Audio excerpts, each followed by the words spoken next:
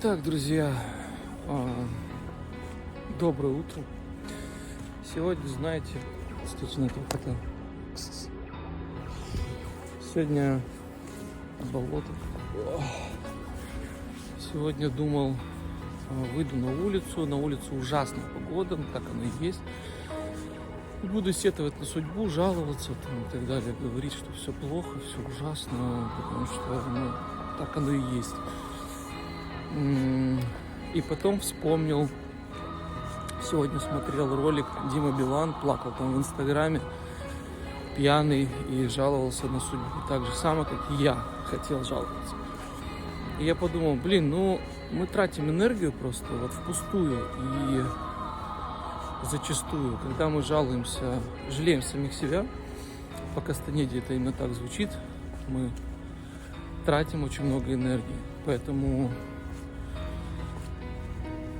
нужно ли это? Я думаю, нет. В любом случае, хочешь не хочешь, каждый день нужно получать удовольствие от той жизни, которая у тебя есть. И это, конечно, вроде мазохизм какой-то, да, но стремись к лучшему, но получай удовольствие от того, что есть. Наверное, такой пока что итог. Вот, конечно, странно, я выгляжу селфи-палкой, и буду такой сам с собой разговаривать. Итак, друзья, иду стричься. Пока что я довольно-таки сильно зарос. Вот, поэтому надо, наверное... Блять, что это с меня падает? Охуеть. Что-то как-то выпала зажигалка, как будто у меня из кармана. Но я не курю, у меня зажигалки нет, поэтому странно. Я поэтому остановил видео. Зарос немного я, вот. И планирую сейчас пойти подстричься немножечко, так сказать. Сниму до и после, как обычно, знаете, типа до ты был никчемным, страшным, неинтересным, тупым и скучным, а после прям резко все изменилось. Выходишь такой, тут только ширик нужен, чтобы запечатлить эту красоту. Ну что, друзья, рад всех приветствовать. Мы с вами находимся, можно сказать, в будущем. Перед нами современная Москва. Да. И, скорее всего, так хотят ее видеть все, кто при власти, я так думаю. Оно со временем так и будет, скорее всего. Потому что я недавно смотрел на ютубчике, как просто практически выгоняют, можно так сказать, людей, которые живут в соседних районах, в старых домах. И есть такое понятие реновации, которое себя не навел, но... Короче, их пытаются просто выселить, выгнать. Так, а мне надо попытаться вспомнить... О, Господи. Куда идти-то, собственно? По-моему, мне надо было налево пойти. Я пошел направо. Не знаю. Да, скорее всего. Не в ту сторону пошел. Ну ладно, обойдем немножечко район. Вот. Покажу вам, как живут москвичи. Собственно, вот я про вот этот район говорю. Не помню, он Рябчики, как-то так называется, забавно. И вы видите разницу между вот этим зданием, помпезным, вот этими. Соответственно, там фотографируются. Соответственно, там стараются выселить всех, кого только возможно. И вы видите, что свет не горит практически ни в одном доме соседнем. Их действительно выселяют.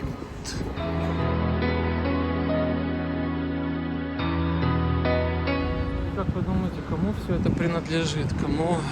Кто здесь работает? Вот еще один банк.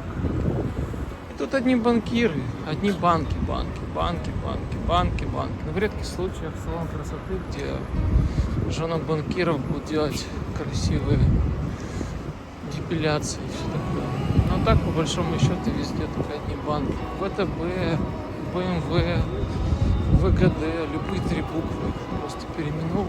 и все, получается какой-то банк. Ну вот еще какой-то банк, Фарабанк, неважно, Форабанк, как угодно назови, это будет какой-то банк, который печатает просто денежки, ну, бумажки, которые вроде признались ценными. И все как бы, да, у кого много этих бумажек, тот крутой, у кого их нет, тот не крутой. И у вас не будет никогда ни Ламборгини, ни Гелика, ничего такого. Будете ходить, работать курьером, еще вон еще там Россельхозпостбанк, опять же. Вот ВТБ банк. Представьте количество вот этих тут банкиров на квадратный сантиметр. Тут только банкиры и живут. Вот, пожалуйста, жилье. А сверху живут, а снизу они работают. Потом поднимаются наверх. Потом снова работают, снова отдыхают и так далее, и так далее. Если он очень крутой, то он не спускается и не работает даже, или очень редко это делает, а потом вообще не делает. В зависимости от количества бумажек, которых он смог напечатать. Вот так работают банкиры. Никакого другого бизнеса нет, к сожалению. Вот еще один банк. И еще один, и еще один. Вот везде смотришь только одни банки, банки, банки, банки. Только банки и все. Больше ни черта.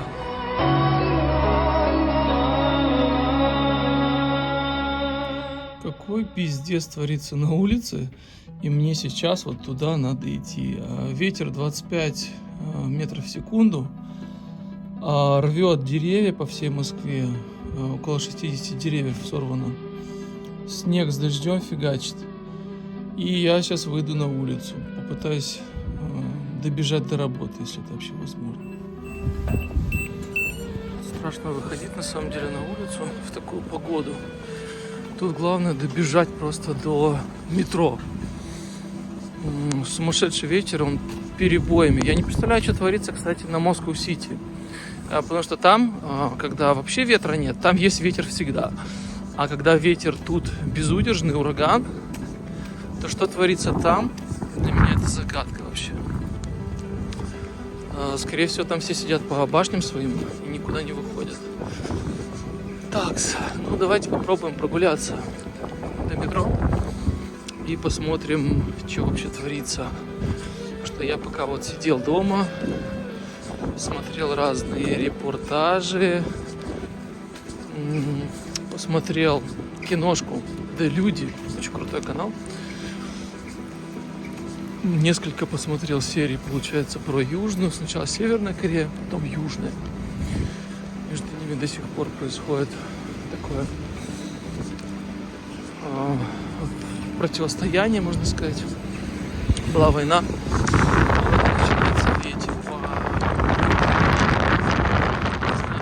Конечно, передаст всего потрясающего. Что можно наблюдать, что он передаст. В любом случае. Очень сильный ветер, прям дует в спину. И знаете, хорошо, что он не в лицо.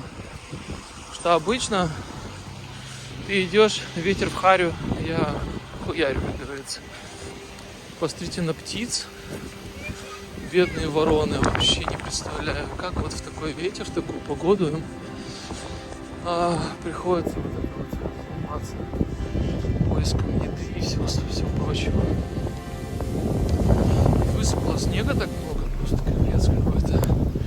Там что-то впервые за 60 лет или 70 насыпало столько снега. Хотя он должен был выпасть завтра по календарю, а выпал сегодня.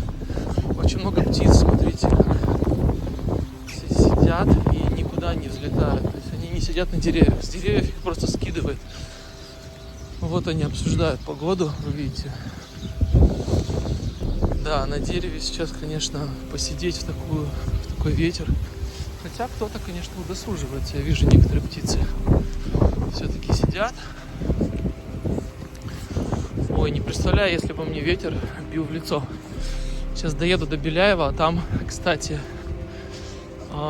обычно бывает гораздо более холодная погода. Хотя, казалось бы, да, но так бывает. Доеду и посмотрим, как там, что там. Так, что-то у меня шнурок развязался. Так, ну что могу сказать касательно медитации. Вот я сегодня попытался, будет сегодня стрим, и вы увидите мою медитацию, как я тупо стою, ну, точнее сижу и ни хера не делаю. Я в конце сдался, потому что у меня нога затекла, на самом деле, могу так вам сказать. Но я пытался поймать себя на чувстве, что вот-вот я скоро закончу и начну заниматься какими-то делами, лягу, посмотрю там ютубчик, еще что-то такое, отдохну или пойду поем, или еще что-то.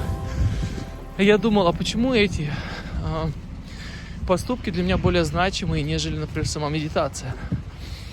Ведь она успокаивает, укрепляет здоровье и так далее, и так далее, и так далее. И вы знаете, я рассказывал на канале, что у меня каждый день случаются такие небольшие, как сказать, такие не припадок, а как спазм, вот, когда когда на всем теле волосы, получается, встают дыбом, и ты на некоторое время просто остолбеневаешь, можно так сказать, на пару секунд, а потом все возвращается. И у меня каждый день такие вот по 3, по 2 раза случается, утром, в обед и вечером. Но сегодня их не было совсем, потому что, может быть, я как раз таки из-за того, что я помедитировал, отдохнул, потому что, когда я ездил к неврологу, она дала мне медикамент, после этого у меня спазмы эти сократились гораздо, поэтому, может быть, действительно нам надо меньше нервничать и больше медитировать, кто знает. Как я и говорил, тут прям вот метель. А если у меня там чуть повыше в Москве, еще более-менее, то Беляево, очень много снега. Ветер,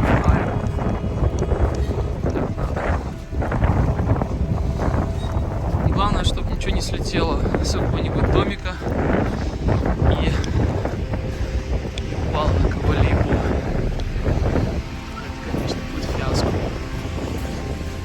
В целом нормально. Зато мы живы, здоровы, что самое главное.